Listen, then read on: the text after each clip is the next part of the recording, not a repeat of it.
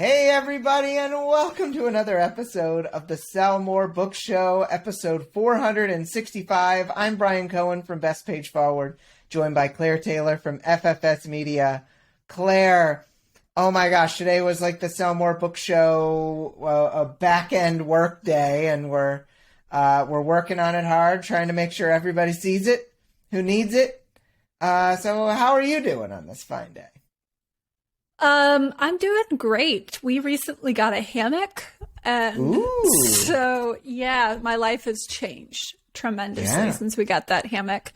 So honestly, that it sounds like such a trivial thing, but that is really what's going on over here. I am waiting for the overcast day to clear up so I can go lay in the hammock. Nice. Not work related. I had a hammock under my lofted dorm room bed in college, and I was like, this is going to be great, but it's like not exactly a lot of space to stretch out.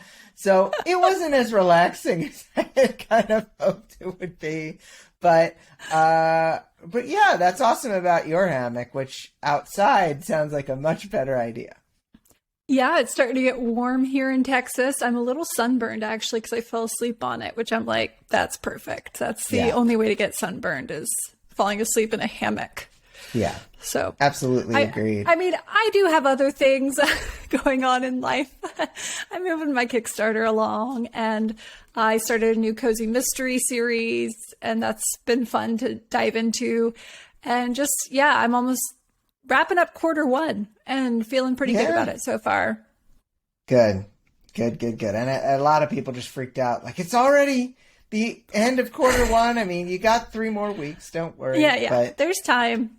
But yeah, I mean, it really does go fast. And that's awesome about fulfilling Kickstarter fun and all of that good stuff. I don't have too much going on this month. I'm trying to do less, and I'm trying to embrace that and trying to shut out the things in my life that make me want to do more. So we'll see. The battle is on, Claire. It sounds good. I'm proud of you, Brian. Thank you. I appreciate it. Well, let's go into previous show's question. This was from 463. Have you not pursued a typical profitable publishing path because you didn't agree with the terms of a company or website? If so, what were the terms? Darren Sapp said, I traditionally published my second book because they could not reach an audience. They could reach an audience I couldn't, which in his case was the people of Ghana. That said, I couldn't get them to fix a typo before the second and third printing. They gave me grief over creating an audiobook, and they've accidentally taken it off of sale on Amazon. So for me, it's the lack of control. Imagine owning and operating a business, but constantly having to get someone's permission. Yeah, not really cool for me either. Yeah, I'm with Darren on this. Yeah, good stuff, Darren. Thank you for sharing. You can answer the question of the week at sellmorebookshow.com or in the Sell More Book Show After Party Facebook group. Claire, I think it's time for our top story of the week. Let's do it. Okay. We did get a comment saying, please get real sounders. We don't have them yet. So I don't know what you mean by real. I feel like, Brian, your singing is pretty real to me. It's real something to you. All right. Well, let's go into the top story. Punishing the victims. Is Amazon punishing authors because pirates are selling their books? Over the last few weeks, some authors are having their books removed from the Amazon store or Kindle Unlimited after Amazon finds copies of their books for sale on illegal pirate websites. When an author puts their book into KDP Select, it makes it available to Kindle Unlimited readers, but in turn, the author agrees to make their ebook exclusive to Amazon. Quote, this means that you can't publish the work on your website or sell digital copies through another digital platform or publisher, writes Jonathan Bailey of Plagiarism Today. Most authors follow those rules, but pirates don't care about the rules. And when Amazon detects the book on a non-Amazon site, they supposedly threaten, blame, and punish the author. While some note that Amazon is using bots to detect non-exclusive books, they are using them well. Quote, any reasonable exclusivity agreement would acknowledge that piracy is not a violation of the contract. Piracy is outside the control of the author and not something they should be punished for, says Bailey, who says it would be simple to see that the author is not responsible and has no control over theft. Others note that the stolen books are being stolen from the Amazon site, no less. Quote, all this speaks to Amazon's priorities when it comes to books, Bailey said. They're more concerned about authors breaking an exclusivity agreement than they are stopping piracy. Claire, this is a problem.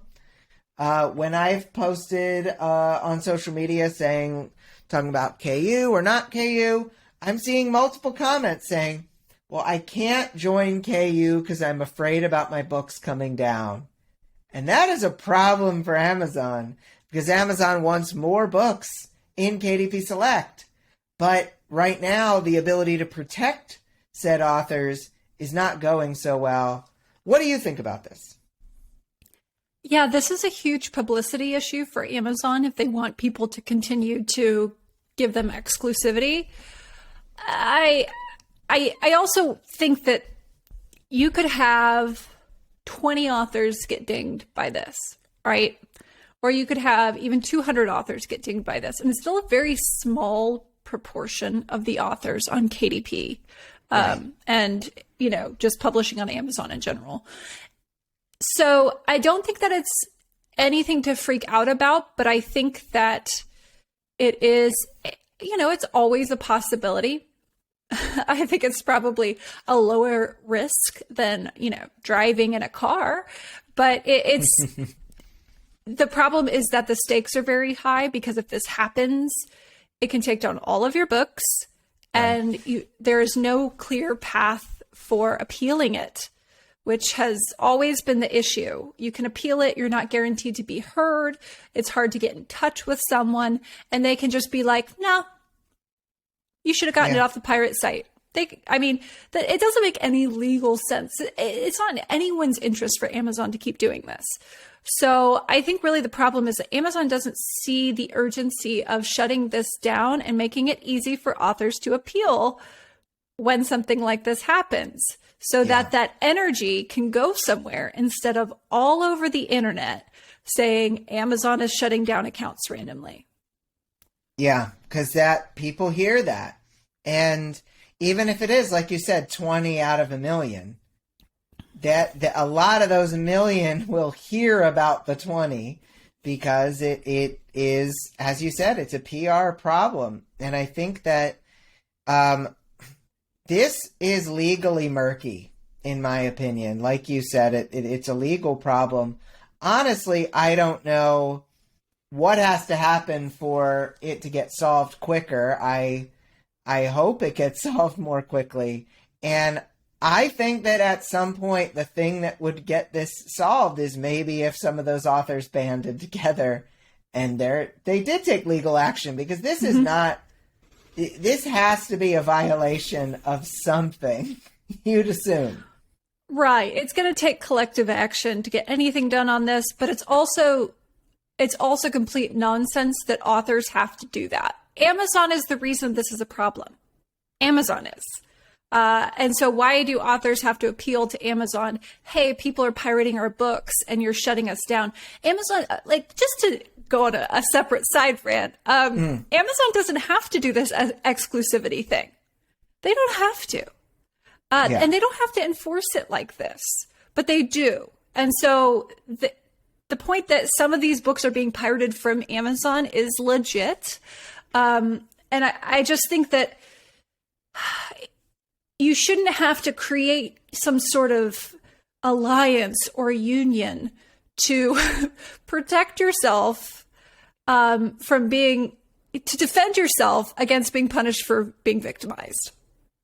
Yeah. It just doesn't make any sense to me. I really think that it is in nobody's interest for Amazon to keep doing this, and it's in Amazon's best interest to figure out a way where this doesn't keep happening, because we have been reporting on stuff like this for the entire part of the show that I've been on, the years that I've been on here. We report on the same thing over and over again, and it's just like, come on. This is going to be a problem every time you roll out these bot checks Like, let's get on it. Let's preempt it with some sort of like, hey, authors, if you're hit with this, here's where you appeal it. Click this link. If even just they had that, it wouldn't be as big a problem. Right, because I don't think that they would be overwhelmed with appeals necessarily. But if they did receive a lot of appeals, they have to find a way to deal with that and to staff for that and to address that, because it's appeals to a system that they've created that is harming people's ability to make money. So, well, they can't just sweep the problem under the rug. Claire, no. What can an author do? We're into the hot potatoes of wisdom. What can an author do to protect themselves from piracy and from being punished by these tireless bots of Amazon? So I tend to be of the mind that there's not much you can do to protect yourself from piracy. And there's clearly not much you can do to protect yourself from the tireless Amazon bots. It is possible that you're going to get hit by both. So I think what an author should be doing is looking at how to build a business that can weather that if it happens. How do you proceed? What is your plan B if that happens? If you spend all of your time trying to, send cease and desist letters to pirates, you're really taking a bunch of time away from your business that is not usually going to amount to anything, right? Pirates aren't going to be like, oh, well, I'm going to suddenly be law abiding, right? It's just, it's a system that is pretty flawed in that. So don't spend your time on the pirates unless it's something really, really obvious and egregious that's parading as an actual, sales platform. And just figure out, okay, if that happens, if I'm shut down by Amazon tomorrow, what do I need to have in place? And then work on that. I like it. I think that's all right, smart. Brian. Yep. A lot of authors think it's too risky to be in KU these days, but how much of a problem do you think it is? I think that there are some risks being in Kindle Unlimited, particularly this piracy issue that Amazon does need to work on. But we have to remember that it isn't like darned if you do, darned if you don't. There are a lot of genres that are having success wide. And you have to remember that this isn't the only option in town. And if going wide allows you to sell direct and to sell to libraries and to sell on Apple and Kobo and whatnot, then that might be worth it. It's difficult in some genres where it seems to be dominated from top to bottom by Kindle Unlimited books. And there are genres and subgenres that have that situation going on. So you need to kind of weigh that. But, something I think for KU authors that can help them diversify in the way that we've talked about here is by making sure they are wide with their paperbacks and that they have the ability to sell and get people on their email list through their paperbacks so that it doesn't just have to be focused 100% on Amazon. I love that. Yeah. People forget that you can be wide with your paperbacks and audiobooks and still keep your ebooks in KU. Exactly. So, Claire, it's time to move on to we don't have a sounder yet. Wow, the lightning round. Best one yet? I never wanted a sounder. I just want you to come up with something every week. Okay. That sounds good to me. We'll have to have a vote, and Claire gets 2,000 votes. So, Claire, another thing that's going on in the news is people worried about their fiction being used to train AI. How diligently do you think authors need to protect their work from being a part of this training? Okay, so I don't think that authors need to be very diligent about protecting their work insofar as it being used to train AIs, because I don't see at this point that there's a lot we can do as authors to protect it. I don't think that there's a level of diligence that we can practice that will keep it from succumbing to that fate. That is just how things are going. And until there are more legal, like legal matters in place to protect our work from being used that way, which there really aren't right now. And there won't be for a while, because the people who make those laws are not educated in AI. I think the Supreme Court just, there's a quote from the Supreme Court recently that said, well, we're not the 9 most knowledgeable people about the internet. And I feel like that's kind of how the legal system works. So I don't think there's anything you can do. I think you should keep working and not worry about it, because you are still a valued commodity as a human being. And I think that we will see that human-made works are assigned more value than AI works in the future. That is helpful. Thank you for your thoughts on that, Claire. All right, Brian. If you could have a masterclass from any author you wanted, who would it be? If I could have a masterclass from any author, I'm not necessarily going to go for the person making $10 million a year. And that's the thing. Like, I don't have someone who comes to mind right now. But typically when someone would be asked this question, they're thinking, oh, the biggest, baddest sellers on Amazon. But usually the people who are a couple of steps ahead of you have some very valuable information that the people making $10 million a year do not possess. And this is why I've loved getting coaching, because coaches are often folks who still know some of that mid-tier info while also having worked with people at higher levels. Higher level people will tell you, well, you got to do these 7 things. They didn't do those 7 things to get successful. They probably forget what some of the things they were doing at that moment in their career. So the person I need a masterclass from is someone in my genre who is a couple steps ahead of me, because they're going to give me the info I need to move forward. That's so smart. I love that. Thank you. Thank you. So, Claire, you have probably heard the advice. I know I've heard it. To not publish your first book. Write it. Get those words out of your system. Do you think that's good advice? Yeah, I don't know about the advice to not publish your first book. I would say that publishing a book is a process as well, and you can use that first book that you wrote to practice publishing. The only pro tip I would add is publish it as an ebook.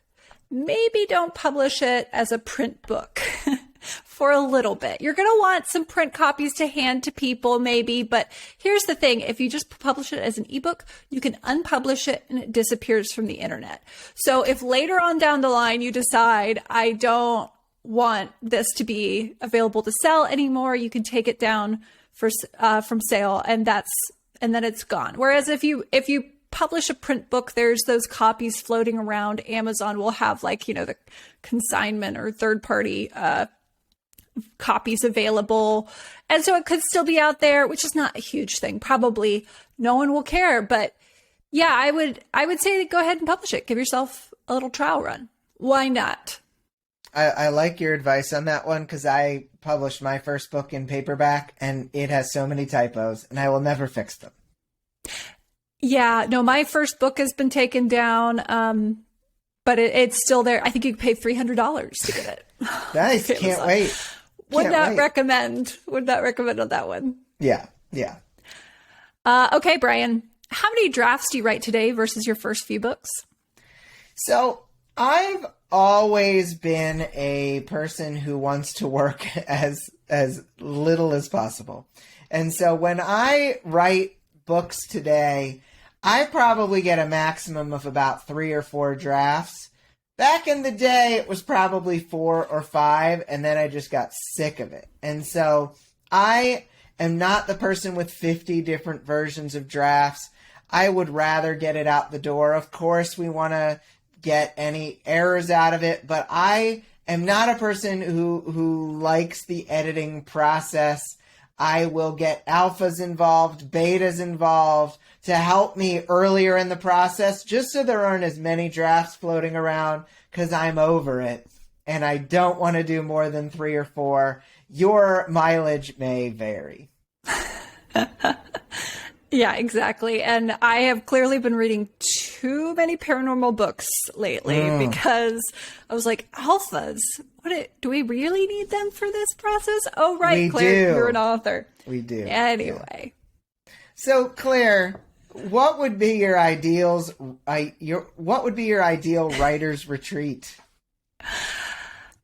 My ideal writer's retreat, it would depend on what I wanted out of it. I think that's very important to know what you want out of the event. So if I wanted something like some peace and quiet for a writer's retreat, which I don't need because I work from home in dead silence all day, then it would be, a nice location that had a separate room for me. But I am putting on a writer's retreat in October, and I have structured that one around growth and transformation. That is the process. That is the purpose of it. And so for that, there's structured time in the mornings we're going to have. We're going to do some workshops, and then we're going to have lots of time for food and chat to let the ideas percolate, and then free time in the afternoon to do any reflections and take action. And I designed it that way because I think that's my perfect retreat. I love it. That's awesome. Nice softball for you there. Yeah. So, Claire, there would be a hammock too. A hammock. I know. Is you need a apparently hammock. Required now. Yeah. You need a hammock.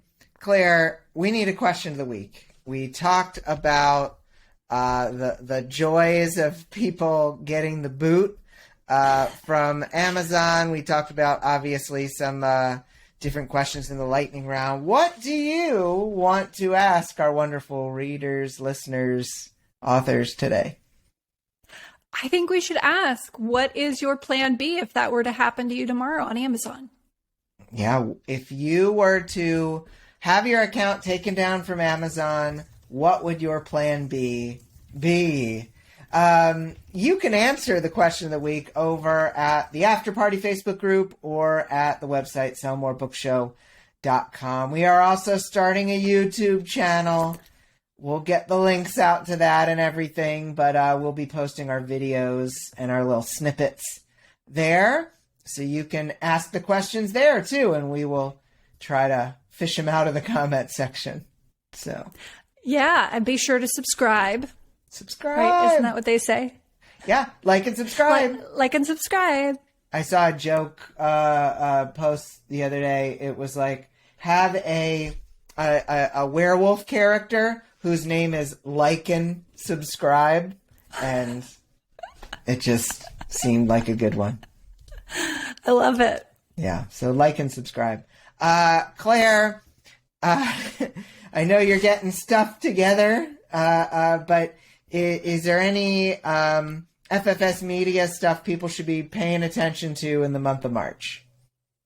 Yeah, I'm sending out a lot of emails. Okay. I asked people what they're struggling with, and we are doing some email series, maybe once or twice a week. I'm going to send out a question and my response to it. So I think it's going to be really, really helpful because these are very common problems. So we can, first of all, realize that whatever we're going through in a writing career is not unique, and there are other people dealing with it, and it's not just some fault of our own.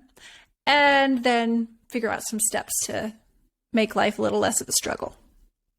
I like it. I like it. So make sure you're subscribed to my list, ffs.media/join. Do it. And that'll get you on there. Love it. I'm doing a webinar with Amazon on Thursday, which is cool. Mandeep from the Amazon Ad Educators and myself from the Amazon Ad Educators, they're trying to work out a go-to webinar breakout rooms. I think that it'll work as they are expecting it to. It's the first time I think they're doing it. So I've been sending out the link via emails. If you can't find it, I can hit you up. But it was kind of fun to see my name in a subject line for Amazon ads, because I don't think that's happened before. So a feather for my cap. Very, very cool. And go check it out. We'll be talking about ad budget rules, which are a thing. I did see that in my inbox. I was like, Brian Cohen. Who's that guy? He seems all right. Sounds familiar. Yeah. I don't know where I've heard that name before. I don't know. have we seen each other before? But awesome. Go check out Claire's List. Go check out that webinar on Thursday. I think that's at 11 a.m. Eastern. And we're excited to be sharing the show in brand new ways. Appreciate you listening or watching. I hope you have a great rest of your week. And from Claire, I'm Brian. And go sell some books out there. We'll talk to you soon. Bye. Bye.